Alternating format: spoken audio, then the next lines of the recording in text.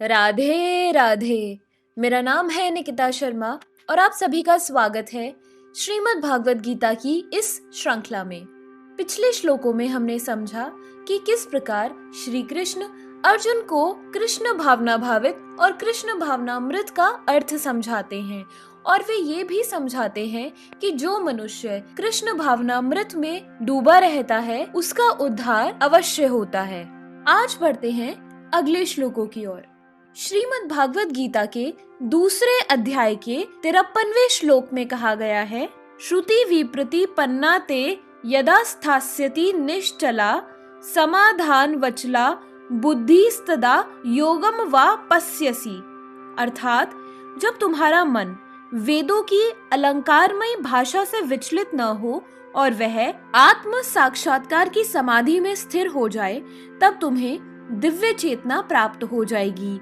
कोई समाधि में है, इस कथन का अर्थ यह होता है कि वह पूर्णतया कृष्ण भावना भावित है, अर्थात उसने पूर्ण समाधि में ब्रह्म, परमात्मा तथा भगवान को प्राप्त कर लिया है। आत्म साक्षात्कार की सर्वोच्च सिद्धि यह जान लेना है कि मनुष्य कृष्ण का शाश्वत दास है और उसका एकमात्र कर्तव्य कृष्ण भावनामृत में अपने सारे कर्म करना है।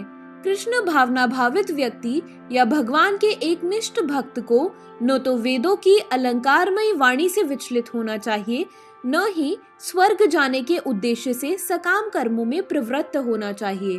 कृष्ण भावनामृत में मनुष्य कृष्ण के सानिध्य में रहता है और कृष्ण से प्राप्त सारे आदेश उस दिव्य अवस्था में समझे जा सकते हैं। ऐसे कार्यों के परिणाम स्वरूप निश्चयात्मक ज्ञान की प्राप्ति निश्चित है।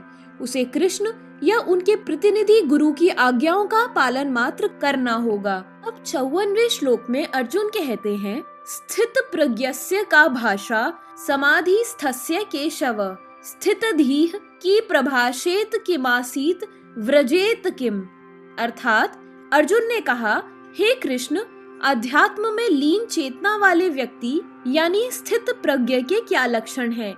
वह कैसे बोलता है और उसकी भाषा क्या है? वह किस तरह बैठता और चलता है? जिस प्रकार प्रत्येक व्यक्ति के उसके विशिष्ट स्थिति के अनुसार कुछ लक्षण होते हैं, उसी प्रकार कृष्ण भावना भावित पुरुष का भी विशिष्ट स्वभाव होता है, यथा उसका बोलना, चलना, सोचना आदि।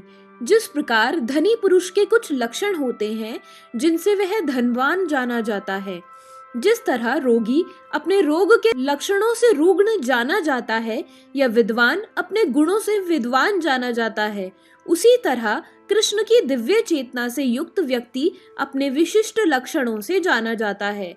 इन लक्षणों को भगवत गीता से जाना जा सकता है, लेकिन सबसे महत्वपूर्ण बात यह है कि कृष्ण भावना भावित व्यक्ति किस तरह बोलता है, क्योंकि वाणी ही किसी मनुष्य का सबसे महत्वपूर्ण गुण है। कहा जाता है कि मूर्ख का पता तब तक नहीं लगता जब तक वह बोलता नहीं।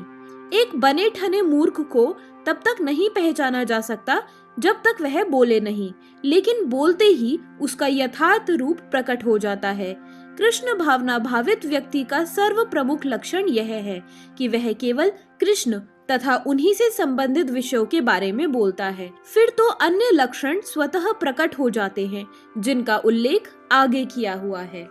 55वें श्लोक में श्री भगवान कहते हैं, प्रजहाति यदा कामान सर्वान पार्थ मनोगतान आत्मन्येवात्मा तुष्टः स्थित प्रज्ञस्त दोच्यते। अर्थात श्री भगवान ने कहा, हे पार्थ, जब मनुष्य मनोधर्म से उत्पन्न होने वाली इंद्रिय तृप्ति की समस्त कामनाओं का परित्याग कर देता है और जब इस तरह से विशुद्ध हुआ उसका मन आत्मा में संतोष प्राप्त करता है, तो वह विशुद्ध दिव्य चेतना को प्राप्त कहा जाता है। श्रीमद् भागवत में पुष्टि हुई है कि जो मनुष्य पूर्णतया कृष्ण भावना भावित या भागवत भक्त होता है, उसमें महर्षियों के समस्त सद्गुण पाए जाते हैं। लेकिन जो व्यक्ति अध्यात्म में स्थित नहीं होता, उसमें एक भी योग्यता नहीं होती, क्योंकि वह अपने मनोधर्म पर ही आश्रित रहता है।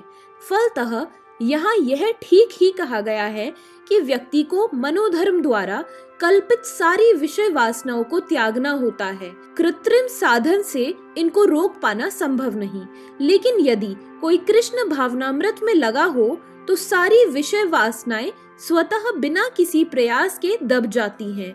अतः मनुष्य को बिना किसी झिझक के कृष्ण भावनामृत में लगना होगा, क्योंकि यह भक्ति उसे दिव्य चेतना प्राप्त करने में सहायक होगी। अत्यधिक उन्नत जीवात्मा यानी जिसे महात्मा भी कहा जाता है, वे अपने आप को परमेश्वर का शाश्वत दास मानकर आत्मतुष्ट रहता है। ऐसे आध्यात्मिक पुरुष के पास भौतिकता से उत्पन्न एक भी विषय वासना फटक नहीं पाती।